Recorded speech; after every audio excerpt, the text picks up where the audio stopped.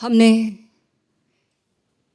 इस देश में रहते हुए सभी लोग ये बातें सुनते हैं, अहम ब्रह्मास्मि। कोई कहता ब्रह्म है, कोई कहता आत्मा, कोई कहता मैं तो ब्रह्म हूँ, परमात्मा हूँ, कोई कहता मैं तो आत्मा हूँ।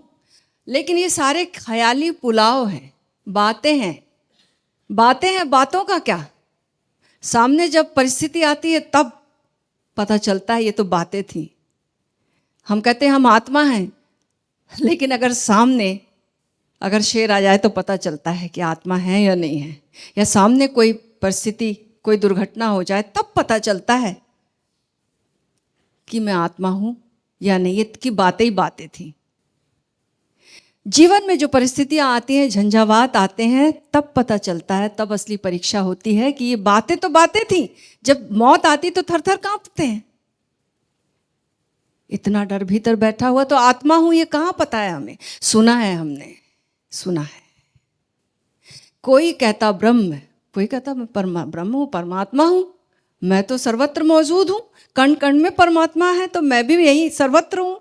लेकिन ये बातें हैं। सामने दो लोगों में इतना फर्क कर लेते हम, एक सर्वेंट है और एक उसका मालिक है, हम कितना फर्क करते हैं। सब में कहाँ आत्मा दिखाई देती है? सब में कहाँ परमात्मा दिखाई देता है? वो नहीं, बातें हैं केवल, अनुभव नहीं है। ये अनुभव कैसे हो जाए हमारा, ये उद्देश्य है मनुष्य जीवन का। ये जो सत्य की खोज है, ये जो आनंद की खोज है, कह लो सच्चिदानंद। सत्य यानी सत्य, चित यानी चैतन्य, और आनंद। तो ये कोई भी एक नाम ले लो, परमात्मा की खोज है, प्रभु की खोज है, सत्य की खोज है, आनंद की खोज है। ये याद रखना, ये जो सृष्टि है, ये जो बनी है, हम नहीं थे तब से मौजूद है ये खोज। मनुष्य से पहले ये खोज मौजूद है, ये प्यास मौजूद है। परमात्मा की खोज, आनंद की खोज, सत्य की खोज हमसे पहले थी। पशु पंछी सब लोग, इतने सारा अस्तित्व में इतने सारे योनि हैं, प्राणी हैं, उसमें कुछ लोग बन जाते हैं मनुष्य। कुछ आते आते मनुष्य बन जाते। कैसे बन जाते हैं? सब क्यों नहीं बन जाते? कुछ थोड़े से प्राणी होंगे जिनमें कि ये खोज पैदा हो जाती है आनंद की। उनमें वो इंटेलिजेंस लेवल, जो विवेक, वो ऐसा भीतर प्रवेश करता। अचेतन है, लेकिन याद रखना जानबूझकर नहीं, वो प्रकृति विकसित कर रही है, उनमें ये प्रवेश कर जाती है। मान लो कोई पक्षी है, पक्षी एक घोंसला बनाता है और उस घोंसले में बच्चे देता है। उसको हम भी देख रहे हैं छत पर बैठकर। वो बच्चे होते हैं, बड़े होते हैं, वो दाना लेकर आते हैं, इतना सुंदर घोंसला बनाते हैं, बच्चों के लिए ही जीते हैं, और इतनी उनकी चहकती हुई आवाज़ है। एक दिन घोंसला वहाँ से विदा हो जाता है, कोई दुर्घटना हो गई, किसी ने कुछ कर दिया, वो घोंसला हट गया। ये मेरे जीवन की घटना है, अभी की अभी जस्ट। तो बहुत तकलीफ होती है, ये हमारे बावजूद ऐसा हो गया। हम यहाँ नहीं, करने वाले ने भी अच्छे इंटेंशन से ही किया होगा, लेकिन हो गया गड़बड़। तो बाबा बोले मेरे को कि हमने जो सुख लिया था इनको देखने का, तो अब दुख कौन लेगा? तो ये पंछी के मन में जब ये भाव आए कि हमने बच्चों का सुख लिया था, बड़े हो गए और ये दुख आ गया, तो ये मामला क्या है? ये बार बार मेरे पास ऐसा कौन सा घोंसला हो सकता है जिसमें मैं सदा सदा के लिए अपने बच्चों को सुरक्षित रख सकूं? ये भावना आ जाए जब, तो थोड़ी सी हायर कॉन्शियसनेस हुई पक्षी के अंदर। उसकी कॉन्शियसनेस का लेवल उठा, उसके भीतर एक शाश्वतता की प्यास पैदा हुई। अब ये प्यास जब बढ़ती जाती है, ये, और वो पाता है कि उसके कॉन्शियसनेस का लेवल हायर हो गया, और अचानक फिर मनुष्य का जन्म होता है। अब ये याद रखना, मनुष्य का जन्म इसी सत्य की, इसी आनंद की खोज के लिए के कारण हुआ था।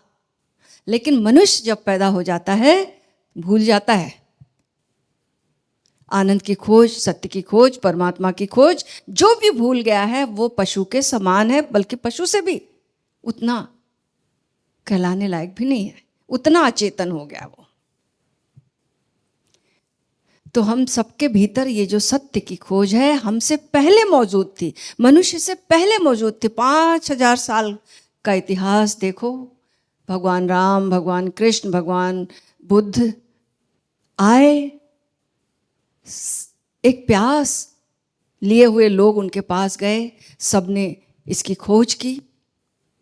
फिर 20वीं सदी में ओशो आए, 20वीं सदी के बाद। तो ओशो जब आए, उन्होंने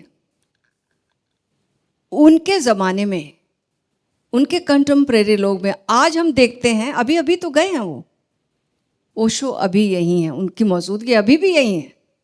तो ये सत्य की खोज सार्वभौम हो गई। आज जितने लोग प्यासे हैं ना ध्यान के लिए, सत्य के लिए, आनंद के लिए, उतने कभी नहीं थे।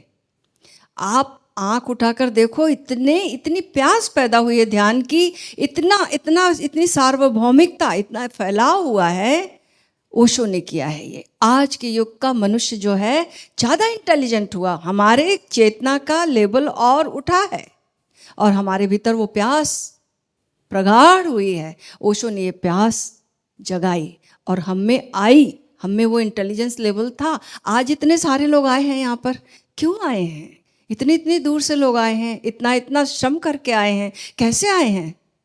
ऐसे सोचे तो बड़ा असंभव है आना, 1000 काम है, 1000 चीज़ें फंसाती हैं, लेकिन उनकी प्रायोरिटी यही थी, इसलिए आए हैं। ओशो ने इसको साधना सूत्र नाम दिया है। 20वीं सदी में मेबल कॉलिंस ने ये पुस्तक, और मैडम ब्लॉटस्की, ये 2 लोग आए जिन्होंने छोटी छोटी पुस्तकों के माध्यम से अपने जीवन का अनुभव, जीवन का सार दिया हमें, और अस्तित्व के नियम जो हैं इसमें बताए गए हैं।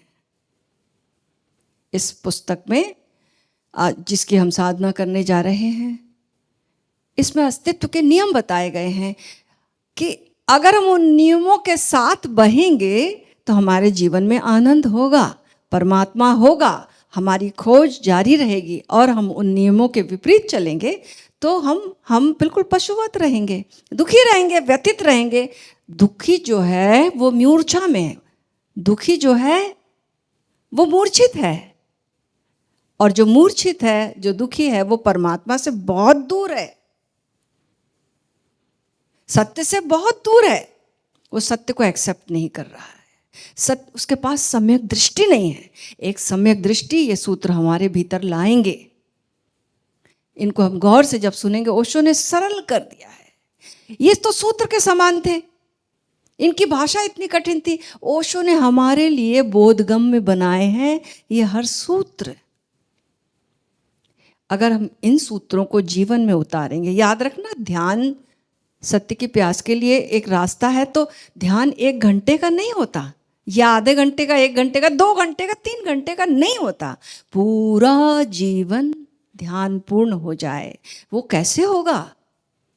हमारे भीतर विवेक, हमारे भीतर प्रज्ञा, वो प्रखरता आए, वो उसके लिए हम 1 घंटा बैठते हैं ध्यान में। तो वो जो विवेक और प्रज्ञा आएगी, तब हम उन जीवन के नियमों के हिसाब से चलेंगे। भगवान बुद्ध ने कहा, परमात्मा को नकार दिया, लेकिन उन्होंने कहा कि अस्तित्व नियमों से चलता है। उन्होंने कहा एस धम्मो सनातनो, तो उस नियम को, उन नियमों के हिसाब से चलेंगे। मान लो हम गुरुत्वाकर्षण के नियम के विपरीत चलते हैं तो गिरेंगे भाई, हाथ पैर टूटेगा।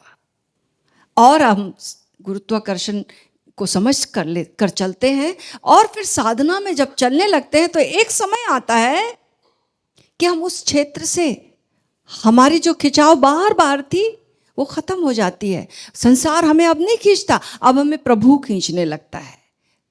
ग्रेस इसको कहते हैं। एक है संसार का खिंचाव, गुरुत्वाकर्षण, दूसरी है ग्रेस, परमात्मा हमें अब खींचने लगा, तो हम उस क्षेत्र तक पहुंचे। यही है ध्यान। और इसके लिए ये जो सूत्र मेबल कॉलिंस ने दिए हैं और ओशो ने इनको इतना बोधगम्य बना दिया, हमारे लिए प्रायोगिक बना दिया है, इसमें हम जिएंगे इन 7 दिनों, तो जिएंगे ही, और फिर यहाँ से इसको आत्मसात करके जाएंगे। यहीं ख़त्म नहीं हो जाएगी बात, है ना? तभी बात बनेगी, तभी जीवन का फूल खिलेगा।